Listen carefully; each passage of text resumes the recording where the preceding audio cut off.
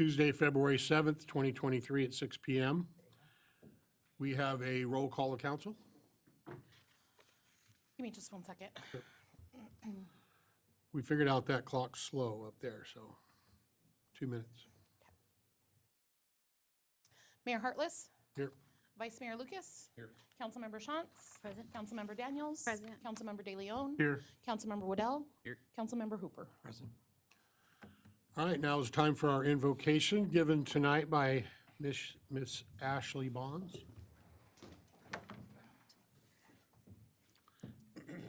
Dear Heavenly Father, thank you for today and thank you for letting us gather freely. I just ask that you be with our council tonight as we make decisions for our future and for the town of Parker. We ask this in your name. Amen. I pledge allegiance to the flag of the United States of America and to the republic for which it stands, one nation, under God, indivisible, with liberty and justice for all.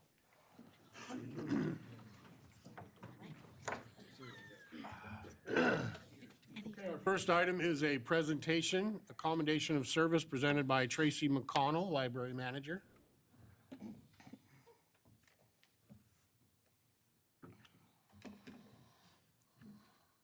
Good evening. I would like to present an award or certificate of appreciation to Janet Carlson for serving on the Library Advisory Board for many, many years, since the beginning of time, or since the beginning of the library. So if you could come up and accept your award, and we'd like to get some pictures with you. Thank you.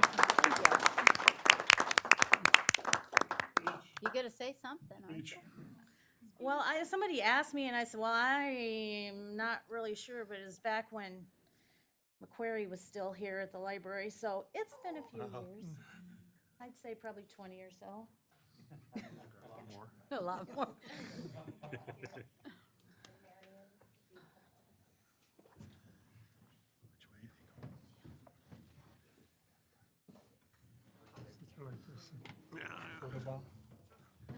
Go your way.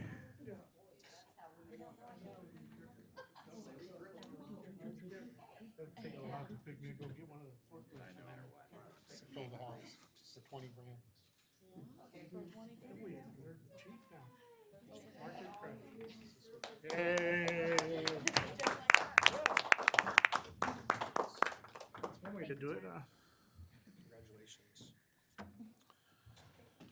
All right. Our next item is a proclamation for La Paz Regional Hospital's 50th anniversary. Zafir, you'll be reading?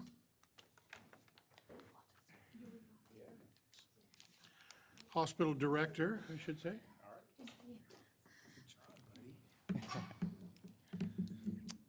Whereas in 1966, Dr. and Mrs. Sherman Meyer moved to Parker at the invitation of Bud and Lucille Graham, who offered 40 acres of land located 8 miles upriver for the construction of the hospital. And whereas several sites were investigated as potential hospital sites, in a Benedict convent in Finland, Indiana, traveled to Parker to propose a hospital for the area and intended to call it Graham Memorial Hospital after the family of Bud and Lucille Graham.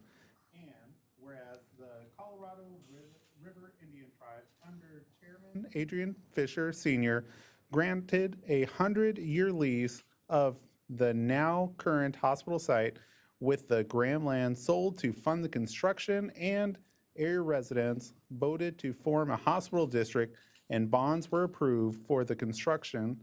And whereas in 1972, area residents formed a not-for-profit corporation, the Parker Community Hospital Incorporated, to lease and operate the hospital. And in 1973, Parker Community Hospital opened its doors. And whereas in 1983, La Paz County became the 15th Arizona county, and in accordance with the hospital's mission to serve La Paz County and its surrounding areas, it opened an outpatient clinic in Quartzsite in 1987. And in 1998, in recognition of the expanding role of La Paz County, the corporation changed its name to La Paz Regional Hospital. And whereas in 2003, a hospital leased the medical building in Siloam from the Tri-Valley Medical Association. And in 2007, added Baus Medical Clinic in Baus. And in 2012, the Parker Medical Center was added to the hospital clinic services. And in 2022, becoming River Health Clinic. And whereas this year, La Paz Regional Hospital celebrates its 50 years of service to the community and will hold a celebration event throughout the county this month. And whereas on this occasion of La Paz Regional Hospital's 50th anniversary, the County of La Paz enthusiastically celebrates its devout and compassionate staff, physician, volunteers who selfishly care for their patients and families. And whereas it is the people of La Paz Regional Hospital, past and present, who have served its patients and community for 50 years and will continue to do so, then Therefore, be it resolved that I, Randy Hartless, Mayor, do hereby proclaim February 2023 as La Paz Regional Hospital 50th Anniversary Month in the town of Parker, Arizona. In witness whereof, I have hereunto set my hand and caused the great seal of the town of Parker to be affixed this 7th day of February in the year of our Lord 2023. Thanks, man. Appreciate it. Yep. Just quick, tell us when you're, there's gonna be a mixer, an event over there? yeah, so we're going to be having a chamber mixer the 16th at 5:30. Everybody here, I'll get you in free, so come on down. Everybody. Everybody, get you all in free. Yeah, just say my name. I got you. Awesome. Seeing you guys all there. Thank you. Appreciate it. You gonna do a photo op? You want to take a picture? Oh, this is a part I hate. Yeah, that's, hey, that's,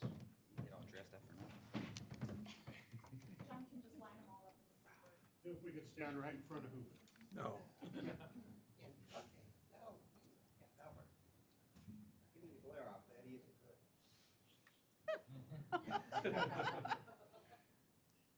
We get a little stool or step. Okay. All right, thank you. His head works like a second.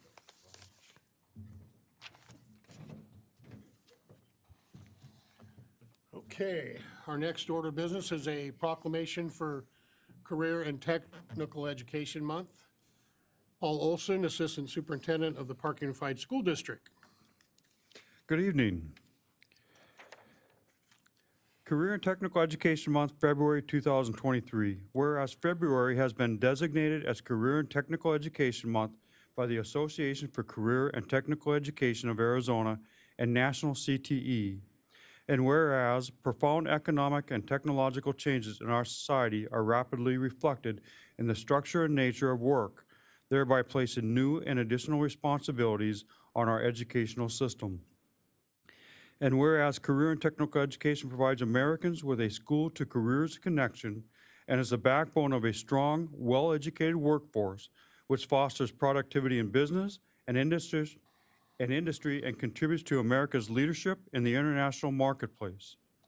And whereas Career and Technical Education gives high school students experience in practical, meaningful applications of basic skills such as reading, writing, and math, thus improving the quality of their education, motivating potential dropouts, and giving all students leadership opportunities in the career fields and in their communities.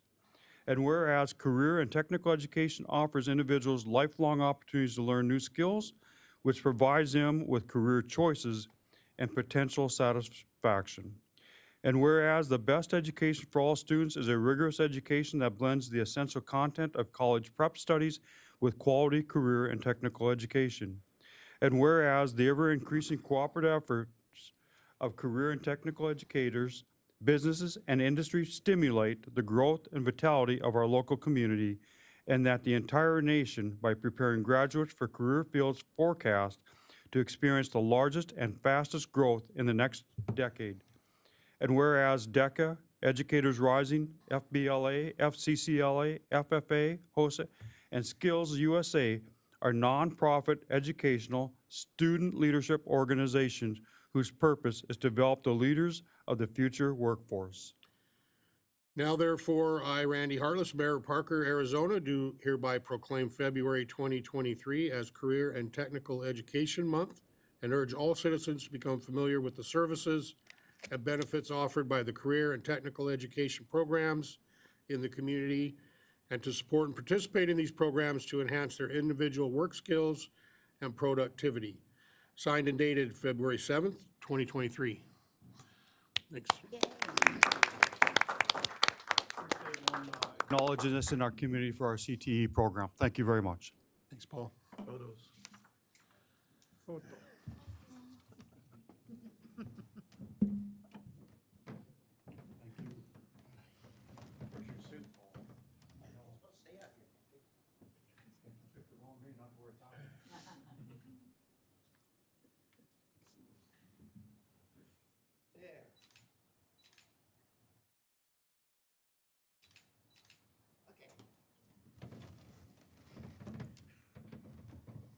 Oh, yeah, when they push a button, it just automatically.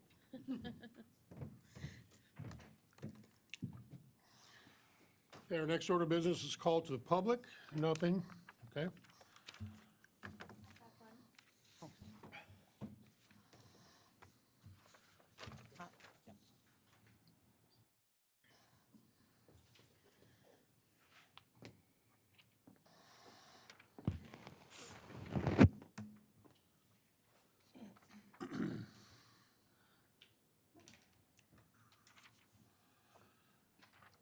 Sina Gilbert.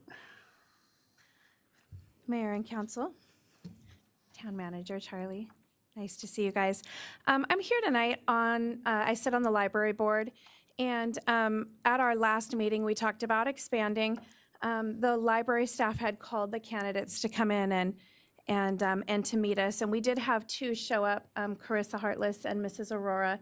They came in, and we chose to table it to bring them back so that we could meet them all. We also voted on a 5-man board, and I see that on the agenda today is to approve that for a 7-man board. And I just came to kind of voice my opinion. In the past when I've sat on like the Parks and Rec board and stuff. In a small town, it's hard to get a quorum. And if we do a 5-man board, it's easy to go to 7. But if we do a 7-man board, it's harder to go back to a 5 if we're needing that quorum. So I just wanted to voice my opinion and ask that you guys consider that quorum piece, that if it's up for discussion, I'd like to say we recommended a 5-man board for that reason. So thank you. Thank you. Okay, our consent agenda, all items on the consent agenda are considered to be routine and have been previously reviewed by the council and will be enacted by one motion. No separate discussion on these items unless a council member so requests. If requested, the item will be removed from the consent agenda for separate discussion and action. And I'd like to do an actual consent agenda where we just approve everything unless, again, somebody wants to pull something out of there. Items A through I. Do we have a motion? Moved? Second. So moved and seconded to approve the consent agenda items. All those in favor? Aye. Aye. Opposed? Motion carries. Regular agenda, item 1, discussion and action to approve, deny appointment of Barbara Clark, Kim Mealy, Carissa Hartless Walrod, Zach Calm as regular members of the Library Advisory Board, and Shelley Aurora and Kristen Nelson as alternate members of the Library Advisory Board. Tracy? Good evening, Mayor and Council. The Parker Public Library is asking the council to appoint 4 new regular members and 2 new alternates to the Library Advisory Board as follows. Just what the mayor has just said, approve the regular board members, Barbara, Kimberly, Carissa, and Zachary, and approve alternate members, Shelley and Kristen. The Library Advisory Board recently had 2 members resign, leaving only 3 members remaining on the board. We posted a flyer on our Facebook page and on the bulletin board in the library in an effort to gain new members. We received the attached 6 applications. I presented them to the current advisory board at the regular meeting on January 9th, and they wanted to remain a 5-member board. They were requesting that all the applicants go to their next meeting for an informal interview process. However, after speaking to Charlie, he advised me to proceed with my original plan of appointing all 6 of the applicants, giving us a 7-member board with 2 alternates. Okay, trying to scroll through these minutes and find this thing here. So that's not really part of this motion, but it's something we can discuss, I feel like, because that's on here. Is that? Sure.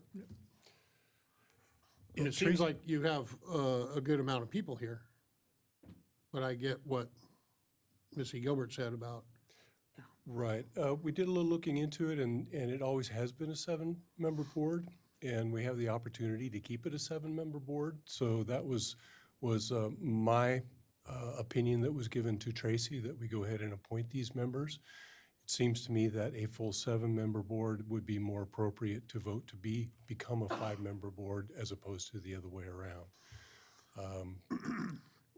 Again, when the opportunity presents itself to fill that particular board, then why not go ahead and take that opportunity? Okay, any discussion, questions? I agree. Go ahead. I agree. I think it's wonderful that more people are wanting to be involved and actually be on the board and take charge in the community. Question? Yep. Just to be respectful, and the question was posed as 7-member board, and if you don't have a quorum, and they have appointed, I'm just asking for clarification. So they have 7 people there, they don't get a quorum, they want to go to a 5 because no action's being taken, or they're not making decisions. Can they go to a 5-member board, or how does that get resolved? So you would have the 7-member board, but you have your 2 alternates that also attend the meetings. And then if one of the regular members can't attend, the alternate would fill in their space and can vote. And they have the same voting power then? And there's nothing to preclude the advisory board from taking that action at the board level and then bringing that recommendation to you separately. Right. Marion? I do agree with part of what Missy says is a 5-member board in some ways is a little more manageable with people, and we have not had a problem that I would say with a quorum of showing up. So there is some concern when you go from a 5 to a 7-man board, just from that aspect alone. And I guess in the past couple of years, I was thinking it was pretty much a 5-person board, at least with regular attendance. So we've really been functioning as a 5-member board. What kind of stuff do they vote on? Like, what would be an example of something this library board would be voting on? The library policies and procedures, different circulation rules, different activities, events. Fees, giving her feedback on grants. I mean, she's taken that before the board, to inquire about that process. And we said that every other board was a 7-member board besides the zoning board. Was that correct? Yes. So is that town policy for us to have a 7-member board? The code is vague on that point. I guess my question is, as we're gonna go forward and start dealing with code, if we're gonna be consistent, just going forward, is that where the town wants to go in general, is a 7-member board? Did I hear you say that it had previously functioned as a 7-member Yes. board? Yes, all the boards and commissions for the town are 7 members. Nothing would be changing. So why would you? But there's one that is 5, right? So The the library is the 5-member only planning and zoning board is supported by state statute as it depends on your population. So that supersedes our town code. Okay. And as Charlie said, our town code is kind of ambiguous. It doesn't give a number. Right. I'm sorry.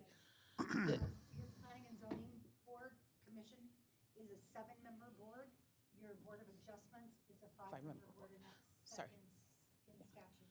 Thank you for clarifying that. Okay. And that is set in statute, and which supersedes our town code. Traditionally, our boards have been 7-member committees. Okay. And it's been my experience in other communities that they are 7-member boards. Well, I agree with you. If that's something they want to change, they maybe Later can on. talk about it. Later on in the agenda is a code review, and certainly that's something that could be brought up during that review process. That's why I brought up what's the code. So this action item is to approve the new appointments. So do we have a motion? Wait, I have one other question. Okay. I think I know the answer, but I want to make darn sure. Is currently, two of the members that will be appointed to this advisory board are related to an employee. Does that matter? I don't think it does, but I want to make sure. Okay. Sorry, I'm shaking my head no. So, yeah, for the record, no, it doesn't matter. I did touch base with Christina on this, and there's no payment for services. Right. This is an all volunteer board. And they don't have there's- anything to do with her, like salary and, Correct. or any employee's salary? Correct. Okay, I just kind of wanted to get that out there for the record. It's also tough for our community. We're such a small community. You should see the boards in Colorado City. Everybody's. So do we have a motion then, if that's anybody else? Also move. Second. So move and seconded to approve the appointment of the new library advisory board members as well as the two alternates. All in favor? Aye. Opposed? Motion carried. Thank you. Thanks, Tracy. Item 2, discussion and action for an agreement with Delta Systems. Steve? Give us just 1 second, Mayor. Steve is going to share his screen. He wanted this to be part of his presentation tonight, so there we go. I remember this. Oh, boy. Oh, sure. Steve, give us just 1 second if you want. I don't know. I'm gonna propose a whole new thing on this photo thing. Seriously. Well, like this. All you want. He's a reporter. I can never get this straight. I would never interrupt a meeting. I would tell people, be sure and wait and meet me outside after the meeting. You know, Or wait here. we ought to tell the mayor. I'm gonna say that. Just When she tell the mayor, that's a good idea. though.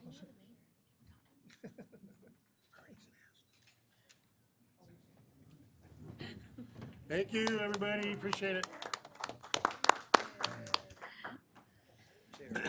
Hey, it's all right. All right, Mr. Steve.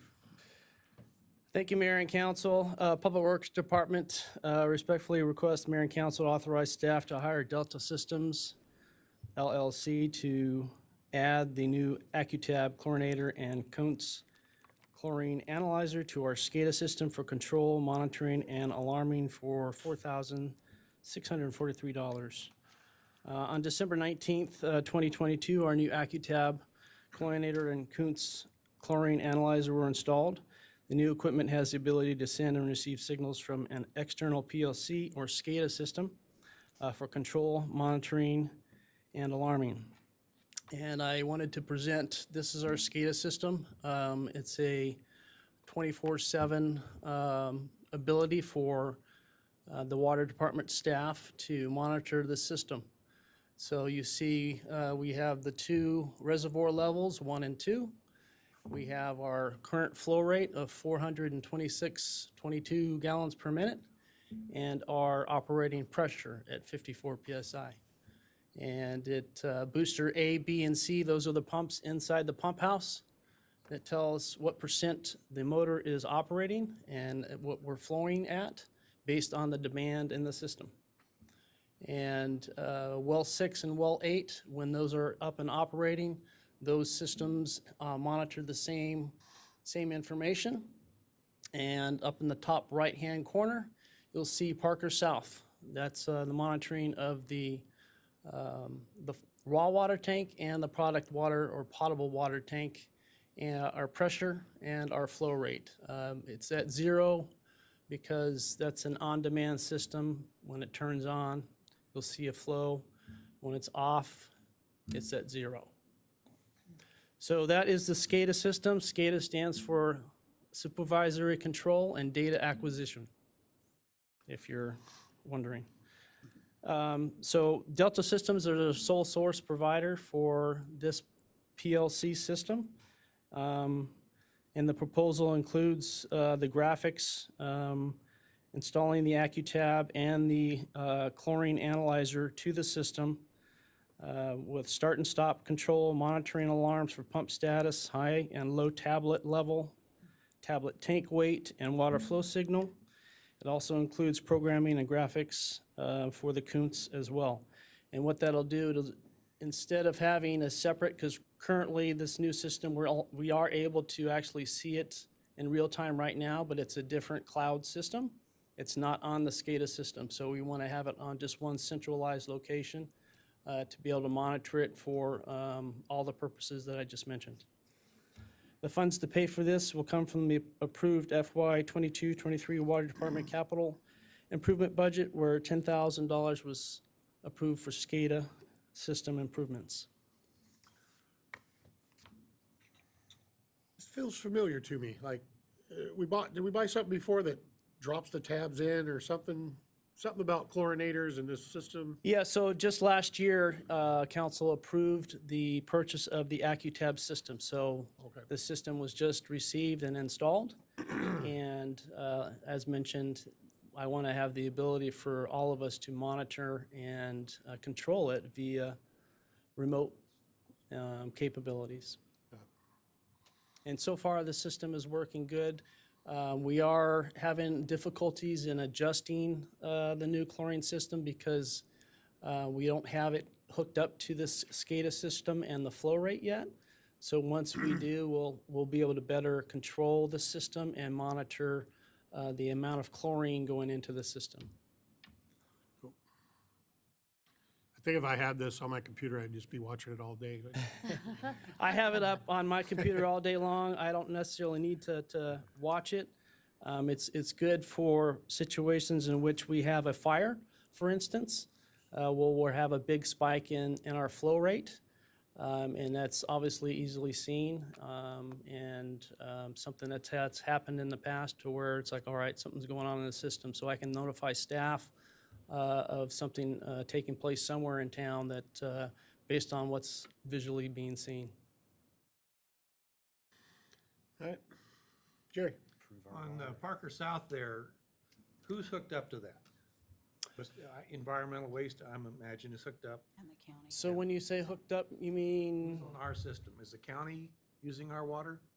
the only customer is the county. They're their only customer out there. Environmental Waste Systems is not hooked up to our system. Okay. And the fair. So if you include the fair property there is on our system as well. So those are their only two customers. The storage units and stuff, they aren't No. either? Okay. Thank you. All right, any other questions? Would entertain a motion? So moved? Second. So moved and seconded to approve. I'm sorry, that was Erica? I don't know who was Motion. first. I moved and she's. Second. Or the, no, you guys got to fight. Moved and seconded to approve the agreement with Delta Systems for the new AccuTab chlorinator and analyzer for the SCADA system. All those in favor? Aye. Opposed? Motion carried. Thanks, Steve. You just stay up there, huh? Yep. Okay, go for it. Item 3, discussion and action to approve or deny the Delta Systems LLC to add new programming for the reverse osmosis water purification unit. Steve. Thank you, Mayor and Council. Public Works Department respectfully request Mayor and Council to authorize staff to hire Delta Systems LLC to add the reverse osmosis water purification unit to our SCADA system for control, monitoring, and alarming for $7,631. Last year, staff completed the SCADA project that included adding control, monitoring, and alarms to the Parker South water system, which you currently see in that right-hand corner. This was a 50-50 matching grant project through the Bureau of Reclamation, small-scale water SMART grant program. In the planning phase of that project, staff included the reverse osmosis system, but due to the cost going over the amount of the grant, staff had to remove it from the project scope of work. So essentially, in that right-hand corner, what we plan to do is actually have the system, the reverse osmosis system is the system that actually purifies the water to the point of us being able to actually deliver that potable water. Parker South is high in fluoride, and that's the reason why we have an RO system out there at Parker South. So this removes the fluoride to make it within the ADQ standards for water quality. Delta Systems, like I said, is our sole source engineering firm who installed the SCADA system. The proposal includes programming, graphics, and for the reverse osmosis system, for start-stop control, monitoring of the alarms and pump status, permeate and concentrate flow and pressure. As mentioned in the previous item, the funds to pay for this will come from the approved FY 22-23 Water Department capital improvement budget. Okay, discussion.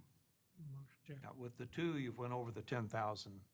Yes, and we do have some $150,000 available that we earmarked as both, not a contingency, but for additional items to improve the infrastructure system for the water department. And you'll see my next item, we're using some of that money, and this is what it was planned for. Great, thanks.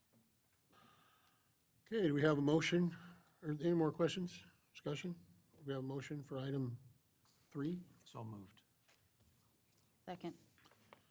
Moved and seconded to approve the agreement with Delta Systems to add the new programming for the reverse osmosis water purification unit to the SCADA system. All those in favor? Aye. Aye. Opposed? Motion carried. All right, item 4, discussion action to approve, deny purchase of an incline vac utility excavator from Industrial Systems for $83,565. Thank you, Mayor and Council. Public Works Water Department respectfully requests Mayor and Council to authorize staff to purchase an incline vac utility excavator from Industrial Systems for $83,565. On a weekly basis, the Water Department staff uses a wet-dry vac with removing dirt and debris from meter boxes, which is a common task throughout the water utility industry. Vacuum systems can also be used for potholing or digging to locate water lines for repairs or service or water breaks. This is most useful when we know we have other underground utilities close by, such as gas, electricity.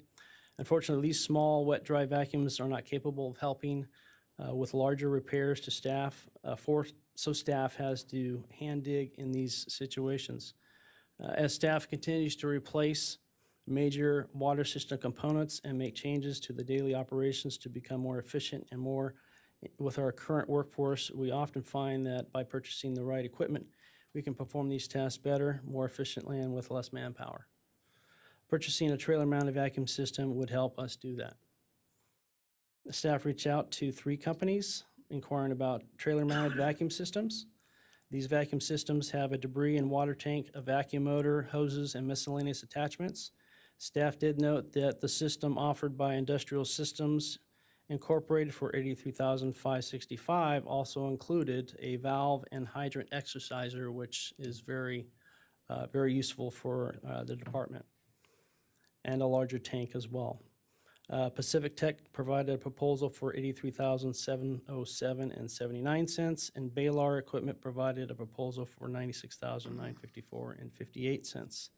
The funds to pay for this will come from the approved FY 22-23 Water Department capital improvement budget, where $150,000 for water infrastructure projects and equipment was budgeted. To date, we've spent $34,769 on the pump house check valve replacement project that was approved by council in December. And we have $115,231 remaining.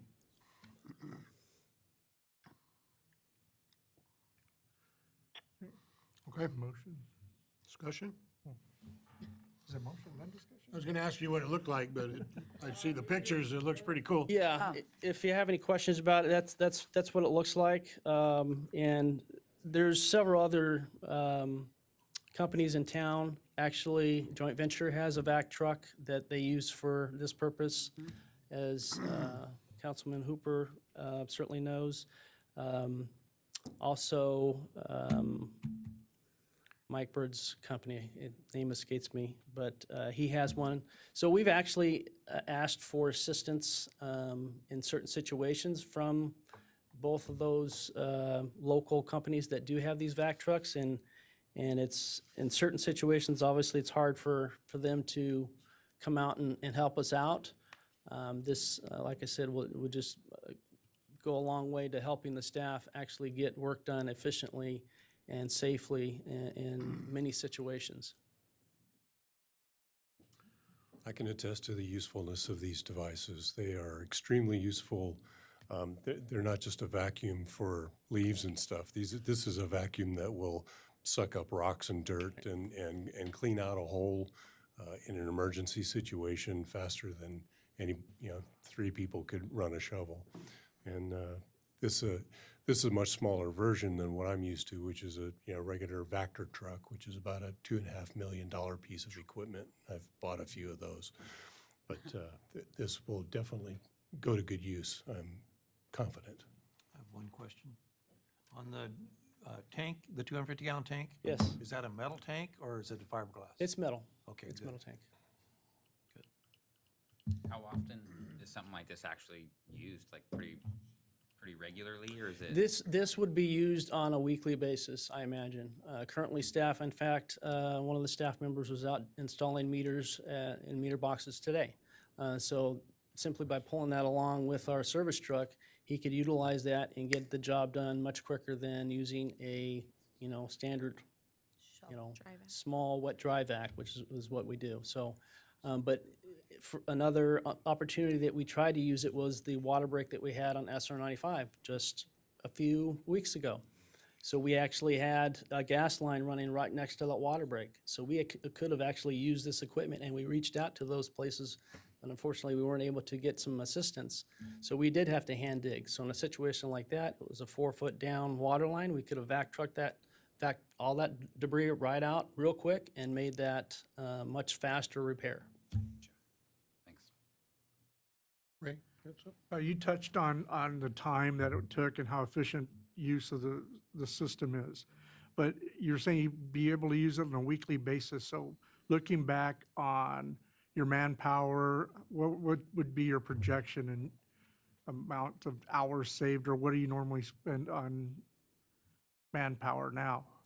Well, if you figure just, for instance, that repair on SR 95, for 2 guys or 3 guys to hand dig a hole close to another utility, it could take an hour, could take an hour and a half, depends on the ground. So this could do it in 10 minutes, 15 minutes. So you're saving man hours, at each and every particular task that you use this for. Over the course of several years, this would certainly pay for itself. But the amount of time and effort that staff does, it would be used on a very regular basis. Thank you. All right, any other discussion, questions? We have a motion on item 4. Motion to authorize staff to purchase the in-back utility excavator for $83,565. Second that motion. Been moved and seconded. All those in favor? Aye. Opposed? Motion carries. Item 5, discussion. Mayor and council. I'm sorry. Item 5, discussion and action to approve or deny a letter of engagement with Pierce Coleman for review and update of the town code and zoning code. Charlie. Thank you, Mr. Mayor. Good evening, council.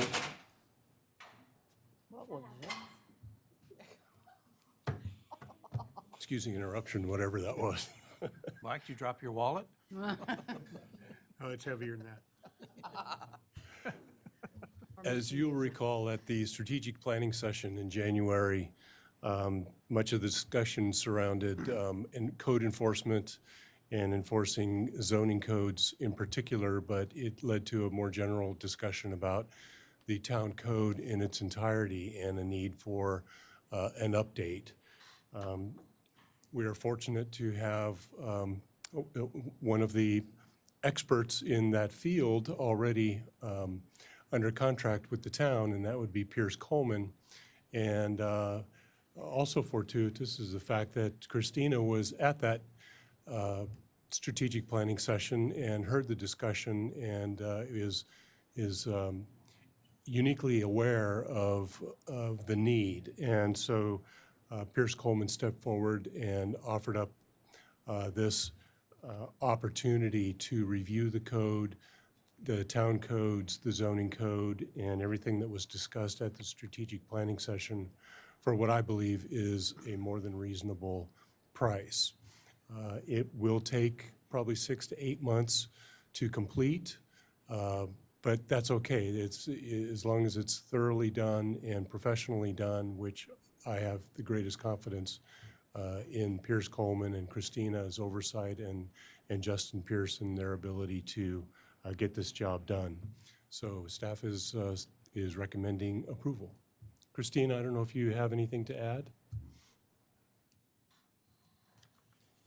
Okay, hello everyone. I just was going to be available to kind of tell you what our process has been for other cities when we've, worked on their town code updates. Typically, it's just, taking 1 to 2 chapters at a time, depending on the volume and density of those chapters. Looking through obviously for legal updates, but also talking with the staff that need to be involved and who are involved in those areas, getting their feedback, and then essentially just revising it and then moving on to subsequent chapters. Happy to provide sort of council updates, kind of as we go forward, but typically we don't provide sort of the full code until the end as we present it to council, and we can do that over a series of meetings so it's not overwhelming, but I think it's easier to sort of be able to come with everything all at once to kind of, because there's a lot of internal references back and forth, to be able to explain it to you, and then if you have additional questions, revisions, we can make them at that time.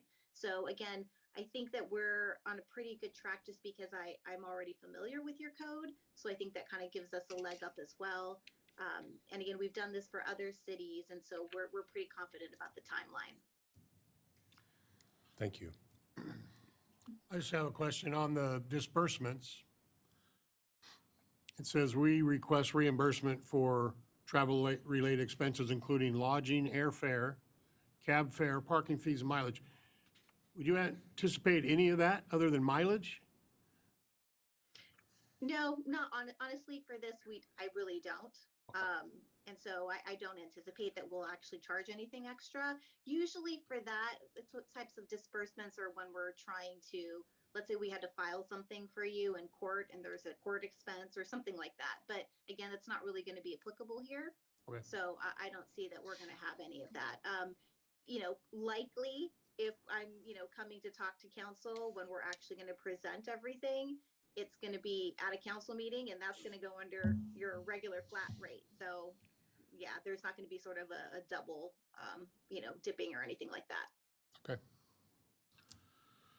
All right. Any questions, discussion? I think it's something we've been talking about for a long time. Trying to get our code in order. And I have a comment. Sure. I mean, what a great idea to have our attorney who would end up representing us in a code to know what we wanted and know if we're going down the right track rather than have someone else, and then they have to try to represent us if there's ever a problem. So I just think it's just really a good idea for us to, go ahead and consider this, because they represent us in just a variety of ways, and to really understand our code going forward, if we really want to make changes, I think this is just money well spent. Okay. Anybody else? Anything? We'll entertain a motion. So Item moved. 5. So moved. Second. So moved and seconded to approve the letter of engagement with Pierce Coleman for review and update of the town code and zoning code. All those in favor? Aye. Opposed? Motion carried. Thank you, Christina. Thank you. Sure. I'm excited. That's what lawyers are. Careful when a lawyer tells you they're excited. All right. Item 6, discussion and action to approve deny agreement with Desert Works Computers for information technology services. Charlie? Thank you, Mr. Mayor and council. Before you is a bona fide agreement with Darren Cribbs, who is doing business as Desert Works Computers. We've had a business relationship with Darren for many years, but unfortunately, somewhere along the way, we failed to actually get a contract with Darren for the work that he does. And given the sensitivity of much of the work that he does with respect to the town's technology, we thought that it best, and I passed it through Christina and the lawyers, and they said, yes, absolutely. There should be an operating agreement with Darren. So we made him jump all the hoops, through the hoops to get fully insured and indemnified and protect the town and Darren from anything that might go wrong. And so before you is that agreement, and we would recommend approval. All right. I'd be interested to hear what you think. Lucas? You're the tech guy? He's fine. What sort of IT services has he done? I'm assuming we're talking senior center, town, police, Yes, library.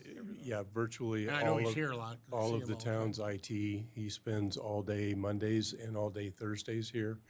And so he manages all of our computer systems, the connectivity, the servers, literally every piece of technology Darren has a hand in there, the cameras, and he's also submitted to me a pretty comprehensive list of items that we should be considering in the budget preparation regarding upgrades, particularly to wiring and other systems that are a little bit vulnerable at this point. So this requesting that we have an agreement with Darren is certainly, is not an indictment of the services that he provides at all. I think Darren does an excellent job. He's very tech savvy, knows what he's doing, and I think he's doing right by the town. There is a slight increase involved with this, and that's attributable to his added extra expense with respect to the insurance, as well as some of the added responsibilities that he feels going forward now under contract, as opposed to just a gentleman's agreement, if you will.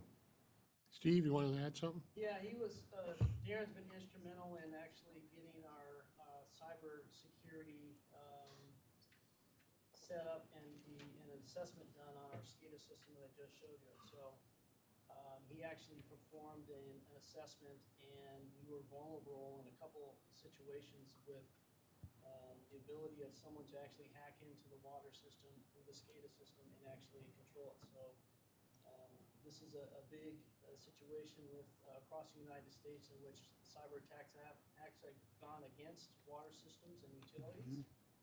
So he was really instrumental in getting us the right equipment and right safeguards while working with Delta Systems to get those installed. So I support Darren.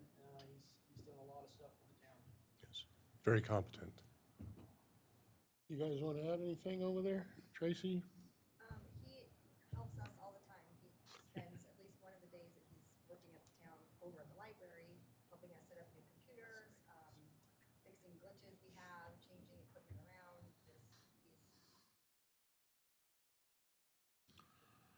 All right. I have a question. Question, yeah. For David. What do you think of the price? That's not acceptable. Pardon? It's not acceptable. Too much? Yeah, $608 a day. Well, I mean, that is insane. That's labor, essentially. Yeah. Not parts or miscellaneous or. No, that's just, yeah. So I have nothing against Darren, I've known him for a long time, but have we ever went out to bid on IT people, or do you do that, or? Not to my knowledge. Who would We never have. I Are mean, there any other that is- companies For that that offer? price, it might be That worth is insane. considering. Pardon? That's insane. That's what I thought. Yeah, there's no way. Employee-related expenses. Oh, yeah, no, that's a flat rate But per day? for So- 2 days a week. So he's getting 60, 80 a day. Right, Yeah, no way. Just on Mondays and Thursdays? correct. That's not acceptable. Well, I think if you, I'm trying to do the math here, but I know it does sound like a lot of money. But if you break it down on a daily, it probably comes out to, I'm gonna guess, it's 2 days a week, so it would be 40% time. If you did it every day of the week, it would be about $220,000 a year. So if you go the 40%, But that's part-time, 2 days a week. Right, Yeah. he still is Current- managing It's like an LLC that- $66,000 a year for his, right around there. That's what I was looking at, is the year. Because if you look at it that, it's a little bit easier to digest. 66,000 is a good salary for one person to work full-time. But for a tech guy, which I believe is gonna be hard to find here, I mean, we can't hire you. Yeah. Maybe you want a job? I'm kidding. Network solutions. I don't think $100,000 a year is unreasonable for a tech person that knows what they're doing. So in that sense, And if that person were a staff employee, it would be much more than that with the fully burdened costs of having the employee. Yeah, if they'd be 5 days a week, or 4 days, sorry, 4 10-hour days. 410s. 80 hours. He also is very good about responding, at least to me, in after hours And Fridays. He's not here. We have issues that are now, equipment, cameras. So I know he's responded to at least my request for assistance on his days that he's not here. And me as well. Just so you know. So on the flat fee, if he comes in on those other days, he doesn't charge. And then, so let's see the I don't think he contract. has in the past. Sorry, what was the question? If he spends extra time, does he charge us Not extra that- money? Oh, yes, Megan says yes. I'm sorry? I didn't hear. Megan says yes. That he does charge? I missed that I mean, last anything part. outside of the 2 days, Right. yes, because that's what he would be under contract for. So like if we just call him and say, hey, I need a password unlock, I don't believe he charges us for that type of stuff. Yeah, which we do frequently. And I've had conversations with him by text after hours, and to my knowledge, that doesn't get charged. I mean, is it one of those situations where he's kind of the guy because of how much experience he has working with your systems and other systems? Like if you had another tech company come in, would they be starting from like nowhere? Holy cow, I hope not, because Yeah. We've done a lot of system upgrades. Definitely. How difficult, though? I mean, It's a learning process. over weeks, or? It depends on the system. and the skill, probably, Yeah. person. I mean, Seems like a lot of money a day. Right. To at least not put out to bid or something. Yeah, again, it's, if you do the math on it, it's about 65,000 a year. Which again is a good salary, but for a tech person, it's, maybe in Parker, that's okay. I know we have a lot of trouble finding people at the school district. Not benefited either. Thank for goodness two. we homegrown somebody over there, but if we had to go find somebody, it would be considerably more than this.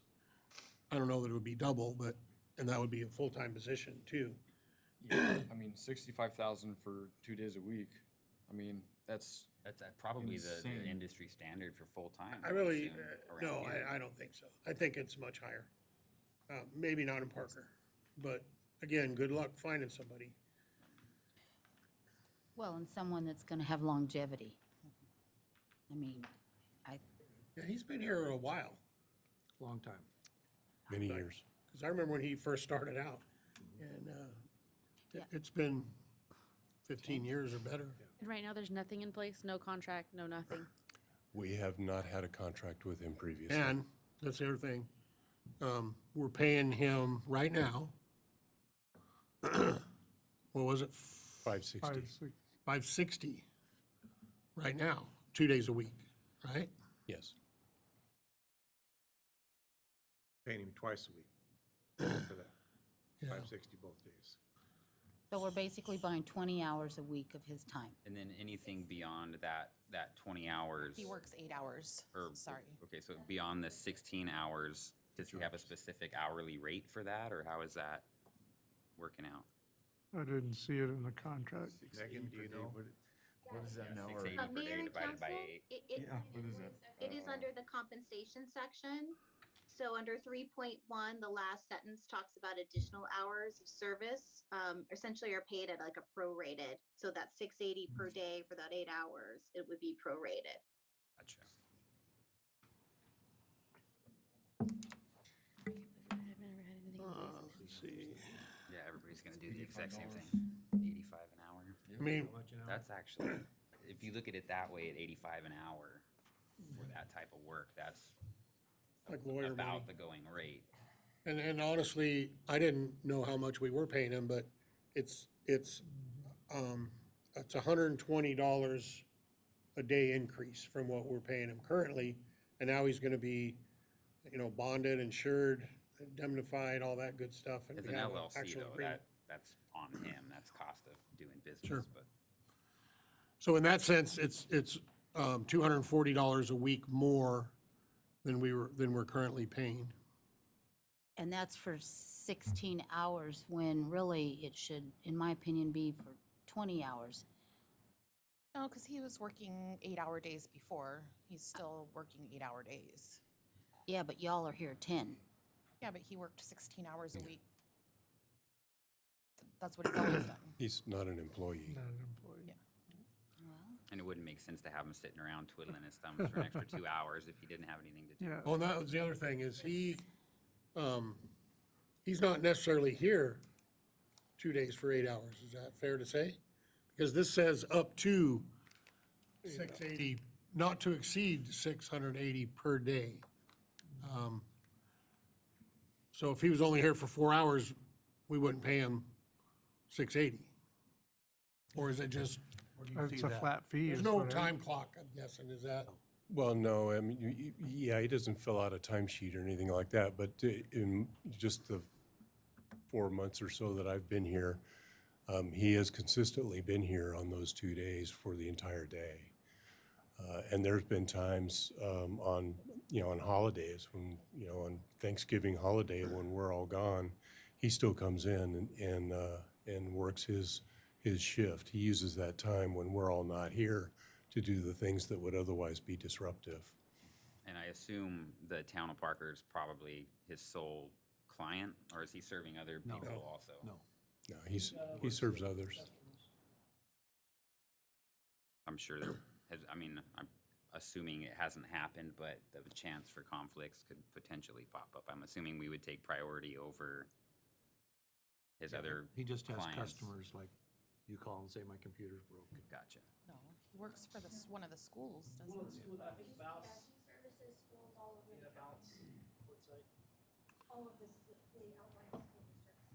I know he's worked on my stuff. Yeah, if we were in Phoenix, I think this would be easily say, let's put this thing out to bid. Right. Let's see what we can find. I just don't know. I only know 2 computer guys in this town, and one of them's sitting right here. The other one's Steve. And again, there may be some I don't know about. Click it. Network Solutions Yeah, what's his name? Services, all like crit stuff. Yeah, Luca. They're a huge company. But I I don't know think something anything to about consider is an expertise on any type of cybersecurity issues that we may have. And, so far, and, because he found something that could have happened through our SCADA. And if we are under a cyber attack, then we could end up paying millions of dollars in all of that recovery or. Insured for it as and- well, We'd have to bid or? where we weren't before. But, yeah, true, we are insured when we weren't before, so that's true. That much, I feel like. I mean, if they all come back Insane. Just sort of speaking, it seems like for that amount, it would serve the community to at least put it out to bid. If the bids come back and they're all the same, or, I mean, you know, he's got the relationship on his side, you know, for the justification part of it. And, I don't know, that just seems like a lot. Well, Christina could probably answer that question. Do we need to go out on bid on that amount of money a year? What do we say it So, was? I 60 something? Yeah, if it's, I mean, I don't, it's not really triggered, like, I don't think like the, requirement is. You certainly can though, if that's what you're looking for, to see if you want to get, a broader range of possible services at a different rate. I guess I would say that probably just in terms of like, because this contract, we didn't necessarily have a specific term. We were going to have, commences probably today if you approved it, and then terminates on obviously a specific date. Usually we give about a year, but I don't know if that's also another option if you want to sort of have an interim while you're going out to bid, only because at this point, I can just tell you that having conversations with the risk pool, it was very important that we have the minimum insurance, and this contract does have it. And that was one of the reasons for the increase, is that correct? Yes. And this is like annual? Yeah, and the actual increase in a year would be $12,480 from what we're paying right now. Yes, and we had him increase his terms? professional liability, and terms on it? also we had him get cyber liability insurance. Oh, good.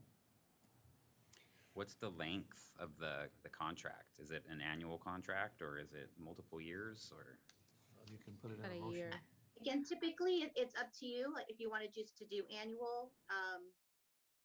And then we always have the termination provisions. So if for some reason, you wanted to, for cause, there was a breach, you could go ahead and terminate more quickly. If you wanted, it was just a regular standard notice, you decide it's not working out, it's 30 days notice. Again, we have nothing in place right now. So, he could just up and leave and you won't have services. Yeah, and he is doing this because we asked him to, or I asked him to.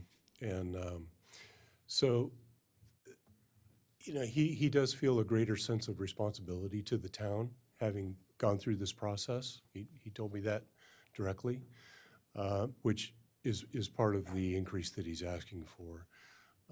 Plus, this is a professional service, so Christina, correct me if I'm wrong, it might be actually advisable if that's the direction you want to go, to do an RFQ, a request for qualifications. You don't necessarily want the low bid on such an important aspect of our business.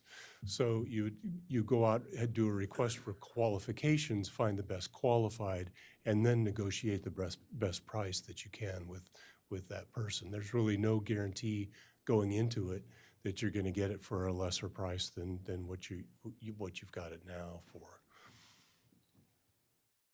And if someone came in, they would look and see what the payment should be or whatever, and I'm sure they're going to jump right on it, or just barely under it.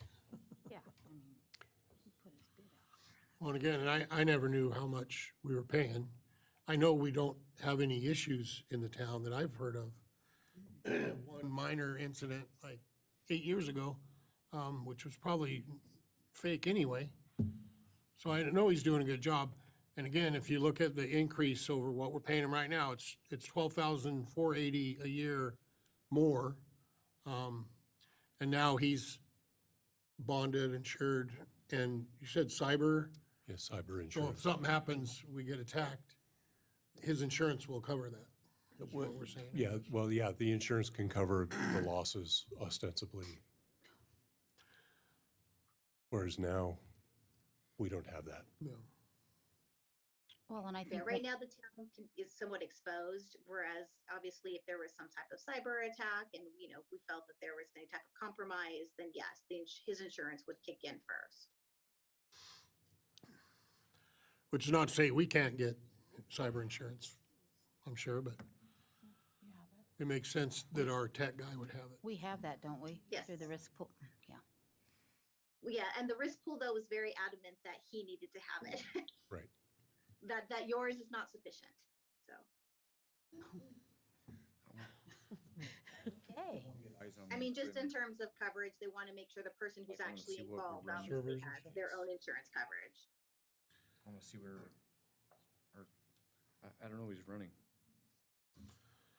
Yeah, I could tell you. I have no idea. Well, I'm open to suggest, I'm okay with this myself because I think there's a need for it and I know it, when you first see it, it blows you away. It's like, when we brought in the interim town manager, the amount was like stunning, but we had to do it, you know? And that's nothing against you. I know you're getting paid by the company. I'm not getting an incredible amount. So, I don't know which direction the majority wants to go here. I would be open to a motion or a suggestion. You guys want a table and maybe take a little bit better look at it. In the meantime, he's still works for us. Yeah, he's, Without an agreement. yeah, which has been for a long time, but And without the agreement, the insurance isn't in place. yeah. Correct. I mean, at this point, we're looking at a year, which could then give us some time to figure out maybe we need an in-house IT. I mean, That just, would make sense. I mean, just lots of options, but Right. right now I feel like we're a little bit in need, based on some insurance and some other things that we need to investigate. Would it be reasonable, Christine, to suggest that we go a fiscal year? And so that we could make an agreement right now that runs through June 30th? And that gives a few months to look at next year, maybe? Because if we do this agreement today, it would start today or tomorrow, right? For a year. Right, essentially when it's executed by both parties is when it would begin. And then, yeah, so right now, like I said, on number 2, section 2, we didn't have a definitive termination date because I wasn't quite sure where you wanted that. So sure, if you just want it to June 30th of 2023. I mean, that gives us We can 3 or do 4 that. months to look at this thing and, you know, for you to look at some of the equipment and to, having an IT person in-house is probably gonna cost us that much. Oh, And yeah. then we got It'll be more than benefits and that. stuff. The difference is you'd have them here full-time. But I just don't think we're gonna find somebody with That, the skill level of Darren. I just don't. and that's my concern is, at least he's, you know, he's here, he's been accessible. And I think that's important for our departments who need IT services immediately. Would he be able to, and I'm just thinking from a business standpoint, we sign him into a contract that says we pay him $680 a day. Would he, I mean, it would behoove him to suddenly find more reasons to be around. I mean, is there a ceiling to the amount? 2 days, Yeah, it If will it's not 60 exceed. Okay. 680 for the Right, 2 days. for 2 days. Unless we Yeah, and the bring in scope of work at the end actually limits to 2 days unless obviously the town needs it more. If we have a meltdown of equipment or something. Right. All of a sudden he needs to be here all Well, week. the problem I have is I'm not familiar with how much IT people get paid. Yeah, it's different here than, like I said, than, you know, at the school district, we don't quite pay that much, but it's a For different full-time. animal over there. Well, Full-time. Yeah. and the county has one person full-time. What's their salary? Here, based off of. Bucks? I- 22? 20 an hour, 22 an hour? Yeah. No, he's not that high. 5 days a week. Not that high? No, not And, even. and he works for a company that's not here, and they. Well, the send- county contracts with the company. With all, yes, with all covered, and, He's a county employee. right, he's the county employee, but He doesn't our live in IT town? services are through all covered, so then there's this whole Yeah. convoluted issue. So for me, I'm kind of feeling like, I kind of like the security of That is where we're ins- at for now. Like, that's insane. Anytime you have one person in control of all the IT, is kind of risky too, because what happens in the event that this one person is no longer available, he's got the entire town's IT in his pocket, and then he's not there, you know, like. Yeah, if you don't have a redundancy, like, it's really bad. So would it, I'm just thinking maybe what I said, a kind of a compromise to offer this agreement through June 30th, and that gives us time. It locks it in, it locks the service in, and it locks the insurance in, but it doesn't lock us in for an entire year. It gives us time to look around and see what's out there with equipment. You know what I'm saying? Would that work for his insurance, though? I mean, Probably not. Well, I'm sure it would. I mean, If he's covered, he's covered. yeah. And if something happened in He could cancel it at any July and we said, okay, we don't want to do business with you, then he can just cancel his insurance, right? Right, and he's already provided the certificates, so he is already covered, Okay. like, as of the effective date of the agreement, so. Okay, I'd like to make a motion that we approve it through June 30th of this year. Okay. There's a motion. Do we have a second? I'll second that. Second. So moved and seconded to enter into this agreement through June 30th, 2023. We get to find out And we're okay on that, how Christina? crazy that Yeah? is. Yes. Okay. Any other discussion? All in favor? Aye. Aye. Opposed? Motion carries. Thank you. Okay, item 7. Discussion action to approve, deny resolution 02-2023 CFO designation for the annual expenditure limitation reporting to the Arizona Auditor General's office.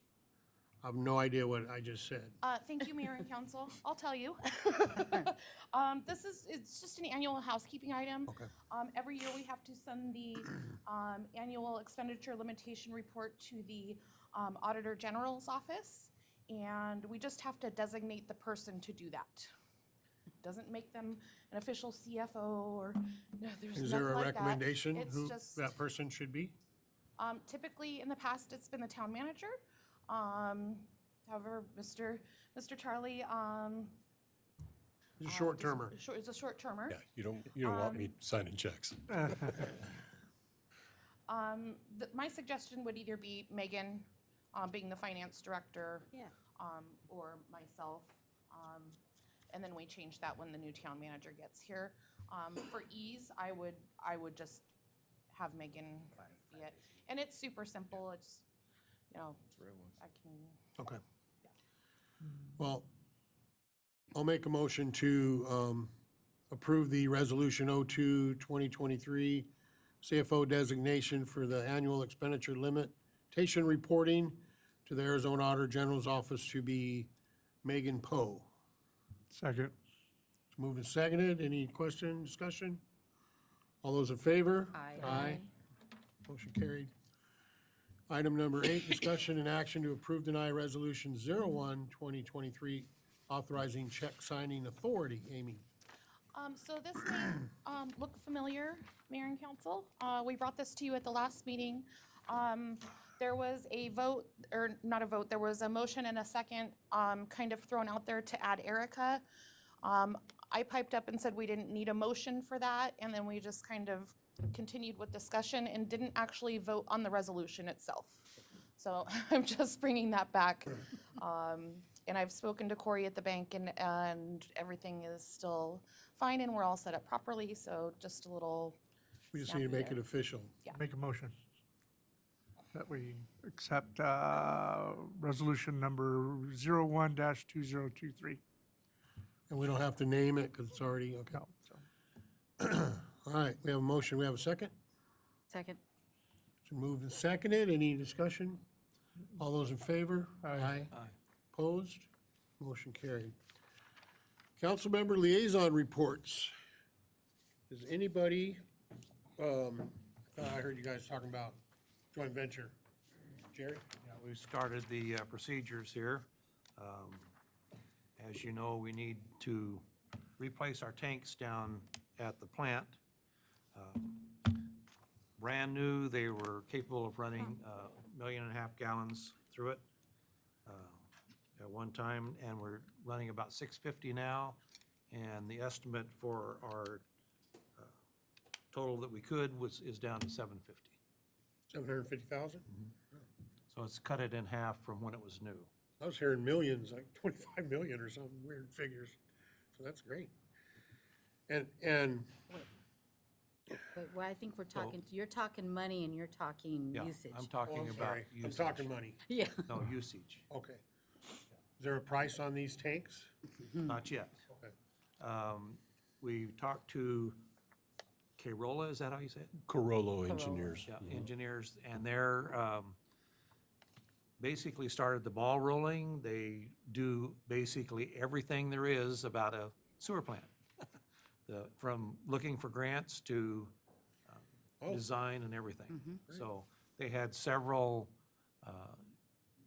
different entities that we could get grants from.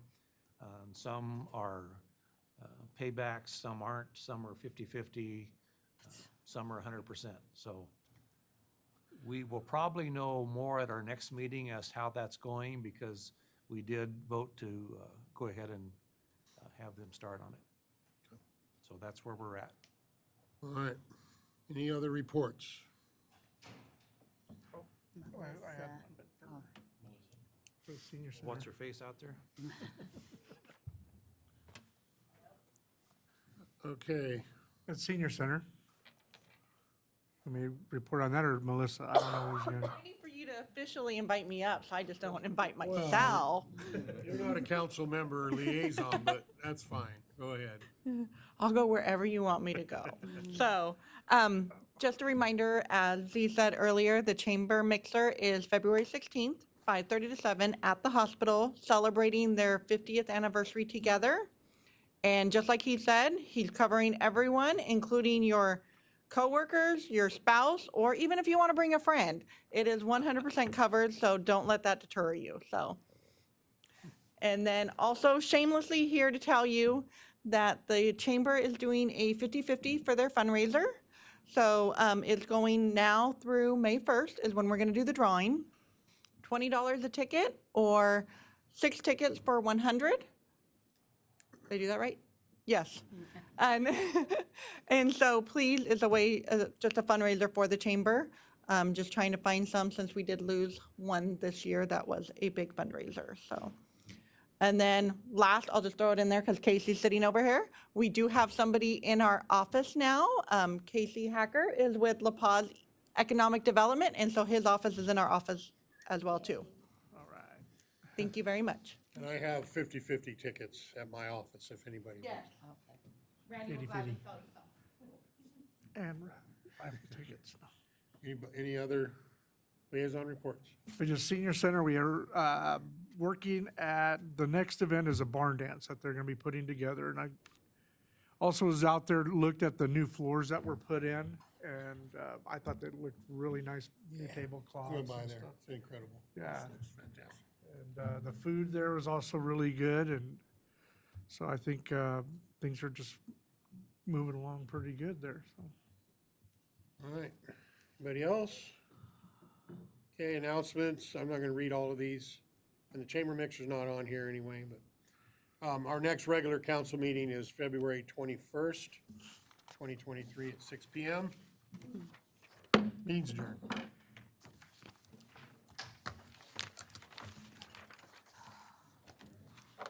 $63,000. The national